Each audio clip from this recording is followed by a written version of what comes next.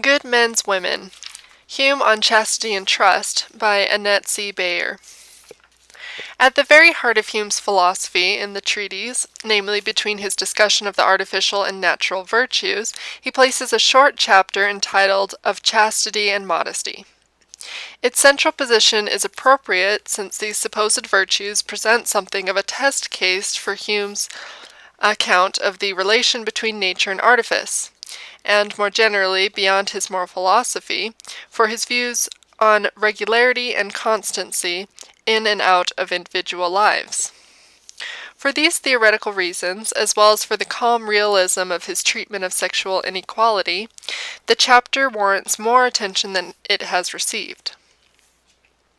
Perhaps Hume's most important contribution to moral philosophy is his account of the difference between natural virtues, displayed in actions which do good one by one, each act having value independently of whether similar acts are performed by oneself and others on other occasions, and artificial virtues, displayed in acts in essential conformity to established socially useful conventions, which do good only insofar as they are supported by general conformity. Hume does not, like Kant, insist that we always see morally good action as obedience to law, nor does he neglect the importance of those areas where good can be done only if acts are correctly seen as conforming to general laws, general conformity to which is not only willed by the agent but assumed by him to be in effect. Hume gives a subtle and elaborate account of when we do and when we do not need moral and social conformity, of which virtues are and which virtues are not mediated by changeable public will or convention. Conventions must operate before any act can count as property respecting, but there is no need to ask, "Can I will this as a universal law?" before comforting a frightened child. Whatever the conventions, whatever others do, such an act does some good, and is the sort of act which displays the natural virtue of kindness. Hume requires of a virtuous act not merely that it be helpful or agreeable to someone or some public, but that it display a durable character trait in the agent. An uncharacteristic act of kindness to a child may do good without displaying a virtue or a good character. Approval is given, according to Hume, to persons on account of their durable character traits, as displayed in their actions and reactions. The natural response to virtue is to welcome its possessor. His company is a satisfaction to me, and virtue in rags will be the exception in a smoothly functioning society.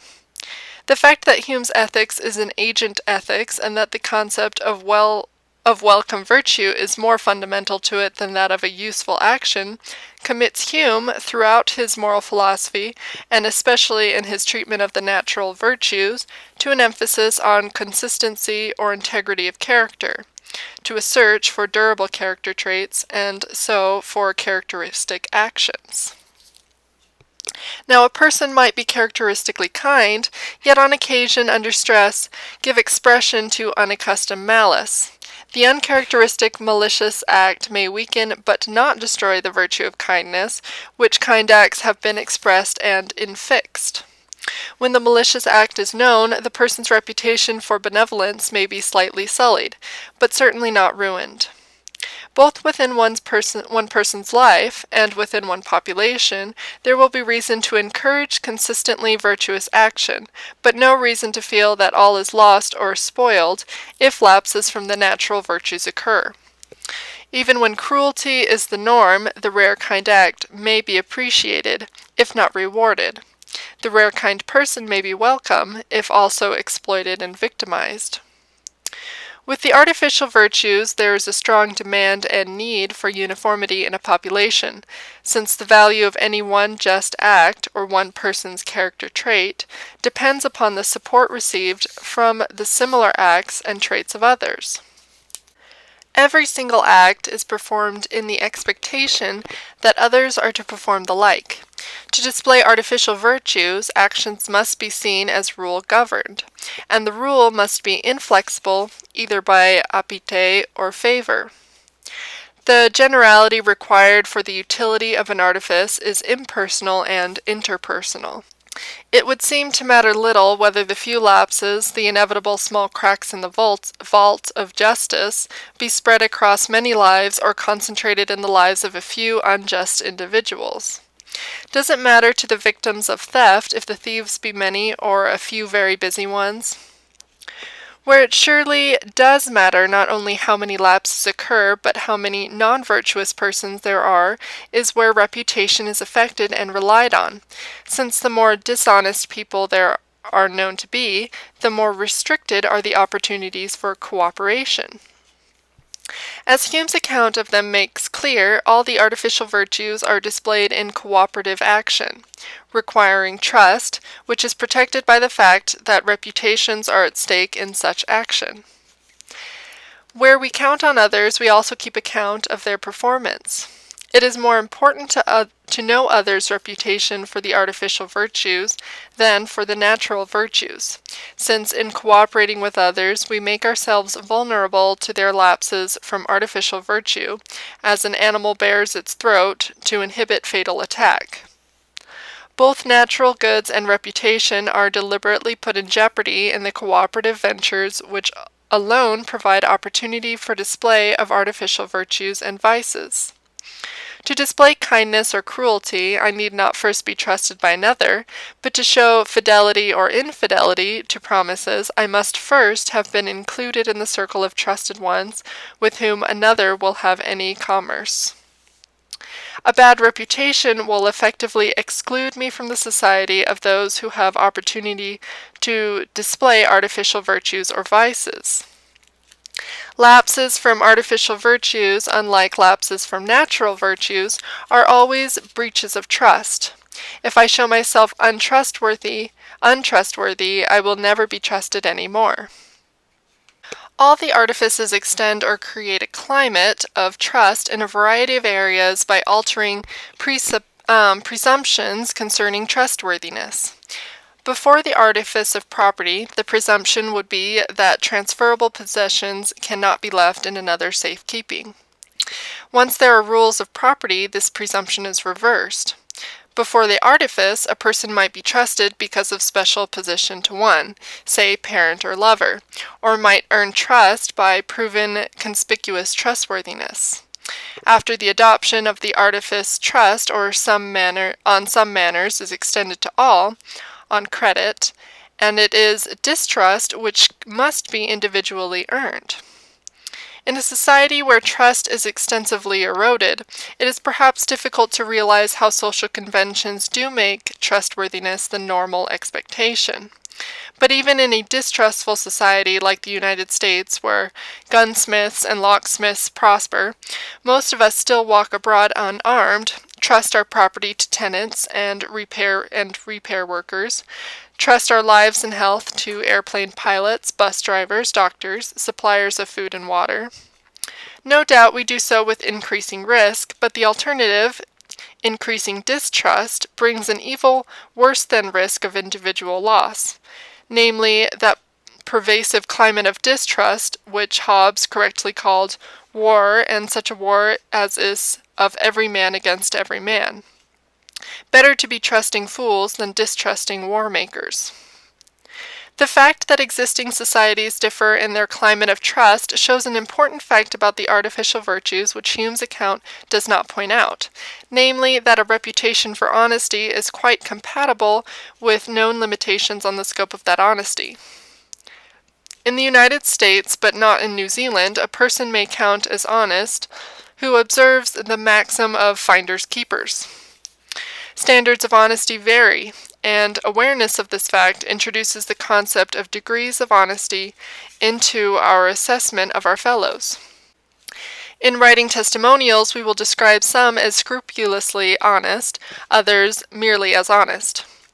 A person may have a reputation for being more or less honest in all manners except turning in money found in public places or except in income tax returns. A person does not lose a reputation for honesty because of acknowledged limits to it. Some limits are built into the convention itself, and it may be that in this society, careless owners and internal revenue departments are by tacit agreement accepted as fair game for takers. But there are always areas of uncertainty and room for discretion, and a person's character will be judged by behavior in this gray zone. There is, of course, a difference between acknowledged limits to the field within which a person's, or a population's, honesty operates, and the acknowledged lapses within this field. In practice, however, it is difficult to decide whether, for instance, a person's failure to correct a mistakenly high insurance claim submitted on her behalf shows that insurance companies are beyond the pale for her, or whether, due to unusual temptation, there was a lapse from standards usually applied inflexibly by either apite or favor. I think we can grant Hume's claim that artificially virtuous acts do depend, for their worth, on dependable consistency of behavior, not only within a life, but within a population, more than do naturally virtuous acts, without denying that artificial virtues can admit of degrees, of limitation of range, and of occasional lapses. A formal feature of all the artificial virtues, as Hume presents them, is that one lapse destroys the virtue. This fragility of the artificial virtue links with the role of the artifices in securing trust and enabling cooperation. I have so far argued that, granted that the artifices have this vital role of altering presumptions concerning the trustworthiness of persons in particular matters, can I trust my possessions to him? Can I trust his word? Can I count on his allegiance? And granted that the artificial virtues are more fragile than the natural virtues, nevertheless they are not so fragile that one lapse is fatal to their survival in a person. They may not survive unharmed, but survive they may, and the reflection and reputation may register both the limits of a person's virtues, reach, and any recorded lapses within that field. One blot on one's copybook need not destroy reputation, nor condemn one to social ostracism.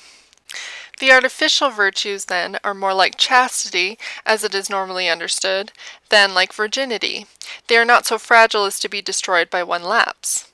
But when Hume, after considering the special freedom granted to princes, turns to the special restriction placed on women, when he turns to consider chastity, he treats it as conceptually analogous to virginity, an all-or-nothing affair, an inviolate state of a person not yet seduced into ruin. This is because the trust he associates with the virtue is trust concerned with guarantee of paternity. The vital determination of which children are one's own cannot be made by the male parent unless he trusts the female and trusts her exclusive attachment to him, by Hume's account. Strictly, the exclusive attachment is needed only during a limited period, if the rationale is that one Hume gives. There is no conceptual reason why chastity should not be merely month-long exclusive sexual fidelity, and the reputation for it lost only by known switches of sexual partner within any one period of possible conception. Hume does not consider this, but had he done so, he could have explained the exaggeration of the demand for chastity, in relation to its rationale, in the same way he does for modesty, namely, the human tendency to carry general rules beyond the original principle, especially when that principle goes against a natural tendency. We must shoot beyond the target to hit the target. A more general restriction may be less likely to be critically examined by its victims than one of such baroque complexity that they are encouraged to probe for a rationale. Practicality demands a simple rule, where there is any case for a restriction. Hume says that if the rule made an exception for women past the age of childbearing, the example of the old would be pernicious to the young, and women, continually foreseeing that a certain age would bring them to the liberty of indulgence, would naturally advance that period and think more lightly of this whole duty, so requisite to society.